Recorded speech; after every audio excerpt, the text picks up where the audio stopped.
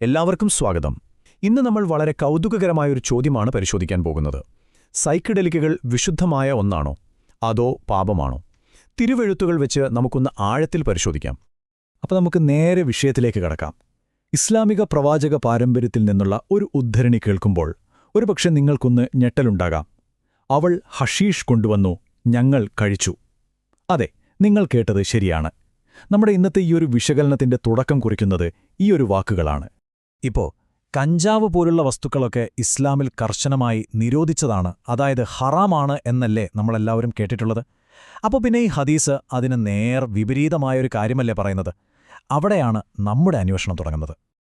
അപ്പോൾ സ്വാഭാവികമായും ഒരു ചോദ്യം വരും അല്ലേ, ഈ നിരോധനം ശരിക്കും എവിടെ നിന്നാണ് വന്നത്? നമുക്ക് ആ നിയമത്തിന്റെ ഉറവിടമൊന്ന് തേടിപ്പോയി നോക്കാം. ഇനി മുന്നോട്ടു പോകുന്നതിന് മുൻപ് ഈ രണ്ട് വാക്കുകൾ എന്താണെന്ന് നമ്മൾക്ക് വ്യക്തമായി മനസ്സിലാക്കണം. ഒന്ന് ഹറാം, അതായത് ദൈവം വിലക്കിയത്. പിന്നെ ഹലാൽ, അതായത് ദൈവം അനുവദിച്ചത്. ഈ മതപരമായ വാദപ്രതിവാദങ്ങളുടെ എല്ലാം അടിസ്ഥാനം ഈ രണ്ട് വാക്കുകളാണ്. അപ്പോൾ ഈ കഞ്ചാവ് പോലെയുള്ള ചെടികളെല്ലാം നിരോധിച്ചത് എങ്ങനെയാണെന്നറിയോ? അതൊരു നേരിട്ടുള്ള കൽപ്പനയിലൂടെയല്ല, മറിച്ചൊരു 4 സ്റ്റെപ്പിലൂടെ വന്ന ഒരു വ്യാഖ്യാനത്തിന്റെ ഫലമായാണ്. ആദ്യം ഖുർആൻ മദ്യം നിരോധിച്ചു, കാരണം അത് സമൂഹത്തിൽ പ്രശ്നങ്ങളുണ്ടാക്കുന്നു. പിന്നീടൊരു ഹദീസ് മത്തുണ്ടാക്കുന്ന മുസ്കർ എന്ന എല്ലാത്തിനെയും നിരോധിച്ചു. പിന്നീട് വന്ന പണ്ഡിതന്മാർ ഈ മുസ്കർ എന്ന വാക്കിന് ലഹരിയുണ്ടാക്കുന്ന എന്തു വസ്തുക്കളും എന്ന അർത്ഥം കൊടുത്തു.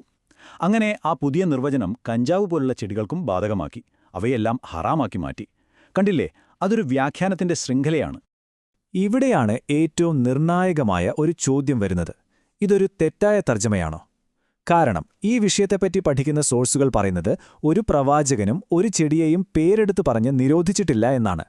അതായത് ശരിക്കും നിരോധനം മദ്യപാനത്തിനായിരുന്നു, ബോധത്തിന് മാറ്റം വരുത്തുന്ന മറ്റെല്ലാ വസ്തുക്കൾക്കുമല്ലായിരുന്നു.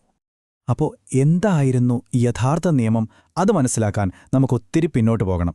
അതായത് ഏക്കുറെ തുടക്കത്തിലേക്ക്, ദൈവവും ആദ്യത്തെ പ്രവാചകന്മാരും തമ്മിലുണ്ടായിരുന്ന ഉടമ്പടികളിലേക്ക് തന്നെ പോകാം. ഇതൊരു ടൈം ലൈൻ പോലെ നമുക്ക് നോക്കാം. ആദ്യം ആദമിനോട് ദൈവം പറയുന്നു, ഭൂമിയിലുള്ള വിത്തുള്ള എല്ലാ ചെടികളും നിനക്ക് ഭക്ഷണമാണ്. അതിനുശേഷം നോഹയുടെ കാലമായപ്പോൾ അതിനോടൊപ്പം ചലിക്കുന്ന എല്ലാ ജീവജാലങ്ങളെയും, അതായത് മൃഗങ്ങളെയും ഭക്ഷണമാക്കാം എന്ന് പറയുന്നു. പിന്നെ മോശയുടെ കാലത്ത് ദൈവം അവർക്ക് സ്വർഗ്ഗത്തിൽ നിന്ന് മന്ന എന്നൊരു പ്രത്യേക ഭക്ഷണം കൊടുക്കുന്നുണ്ട്. അപ്പോൾ നിങ്ങളൊന്ന് ആലോചിച്ച് നോക്കൂ, തുടക്കത്തിൽ വിത്തുകളുള്ള എല്ലാ ചെടികൾക്കും അനുവാദമുണ്ടായിരുന്നു. സ്വാഭാവികമായും അതിൽ കഞ്ചാവും പോപ്പിയും കൊക്കയുമൊക്കെ ഉൾപ്പെടുമല്ലോ. ശരി, ഇനി നമുക്ക് അടുത്ത ഘട്ടത്തിലേക്ക് കടക്കാം. പ്രവാചകന്മാരും ഈ വിശുദ്ധ സസ്യങ്ങളും തമ്മിൽ എന്ത് ബന്ധമാണുണ്ടായിരുന്നത്?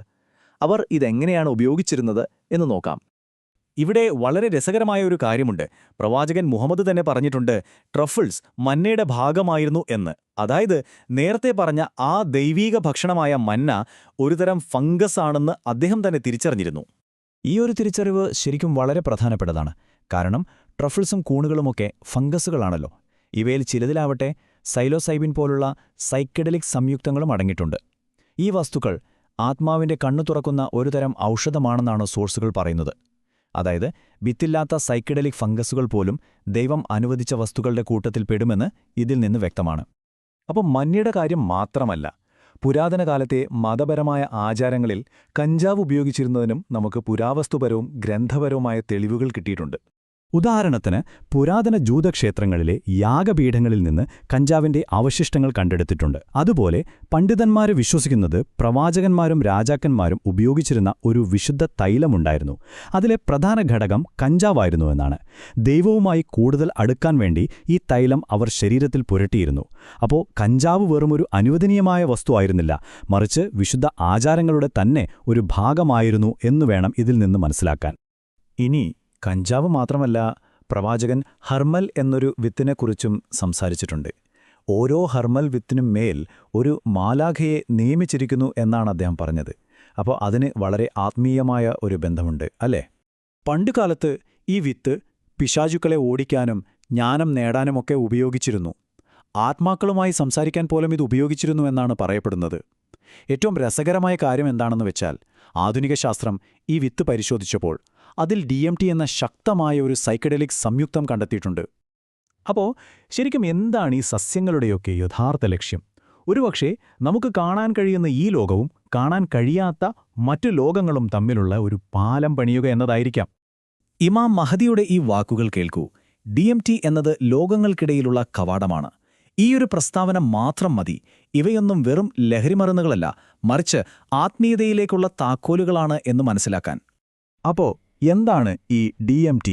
ഇതൊരു സൈക്കഡെലിക് സംയുക്തമാണ്. നമ്മൾ സ്വപ്നം കാണുമ്പോഴും പിന്നെ മരണസമയത്തും നമ്മുടെ തലച്ചോറ് തന്നെ സ്വാഭാവികമായി ഇത് ഉൽപ്പാദിപ്പിക്കുന്നുണ്ട് എന്നാണ് പറയപ്പെടുന്നത്.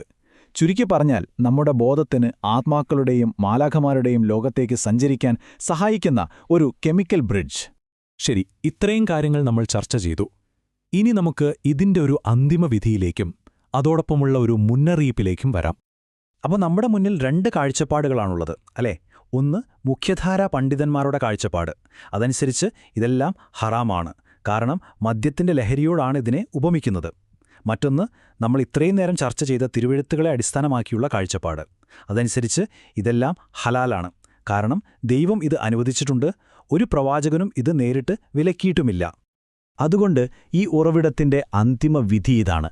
ഇമാം മഹദിയുടെ അഭിപ്രായത്തിൽ കഞ്ചാവ് പോലുള്ള വസ്തുക്കൾ ഒരിക്കലും ഹറാമാക്കിയിട്ടില്ല എന്നു മാത്രമല്ല, എല്ലാ പ്രവാചകന്മാരും ദൂതന്മാരും ഇതുപയോഗിച്ചിരുന്നു. അതായത് ഇതൊരു വിശുദ്ധ പ്രവാചക പാരമ്പര്യത്തിന്റെ ഭാഗമായിരുന്നു. പക്ഷേ ഒരു മിനിറ്റ്, ഈ അനുവാദത്തോടൊപ്പം വളരെ ഗൗരവമേറിയ 2 മുന്നറിയിപ്പുകളുമുണ്ട്. ഒന്ന് ആത്മീയമായ അപകടസാധ്യതയാണ്. നല്ല ഉദ്ദേശ്യത്തോടെയും ശ്രദ്ധയോടെയുമല്ല ഇത് ഉപയോഗിക്കുന്നതെങ്കിൽ നിങ്ങളുടെ ആത്മാവിനൊരു പക്ഷെ വഴിതെറ്റിപ്പോകാം. രണ്ടാമത്തേത് നിയമപരമായ അപകടസാധ്യതയാണ്. ഓർക്കുക, ഇതൊരു മതപരമായ വാദമാണ്, നിയമോപദേശമല്ല. രാജ്യത്തെ നിയമങ്ങൾ ലംഘിച്ചാൽ ജയിലിൽ പോകേണ്ടിവരും. അതുകൊണ്ട് എല്ലാ ഉത്തരവാദിത്വവും വ്യക്തികൾക്ക് മാത്രമാണ്. അപ്പോ എന്തുകൊണ്ടാണ് ഇത്രയും കാര്യങ്ങൾ നമ്മൾ അറിഞ്ഞിരിക്കേണ്ടത്? ഇതിലേറ്റവും പ്രധാനപ്പെട്ട കാര്യം ഇതാണ്.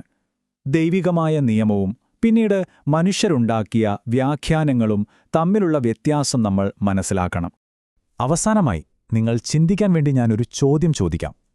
ഈ സസ്യങ്ങളുടെയൊക്കെ വിശുദ്ധമായ ഒരു ചരിത്രമുണ്ട് എന്ന് മനസ്സിലാക്കുന്നത് ഇന്ന് നമ്മൾ ഇവയെക്കുറിച്ച് സംസാരിക്കുന്ന രീതിയെ എങ്ങനെയാണ് മാറ്റിമറിക്കുക? ഈ ചോദ്യം നിങ്ങൾക്കായി വിട്ടുകൊണ്ട് നമ്മുടെ ഇന്നത്തെ ഈ വിശകലനം ഇവിടെ അവസാനിപ്പിക്കുന്നു.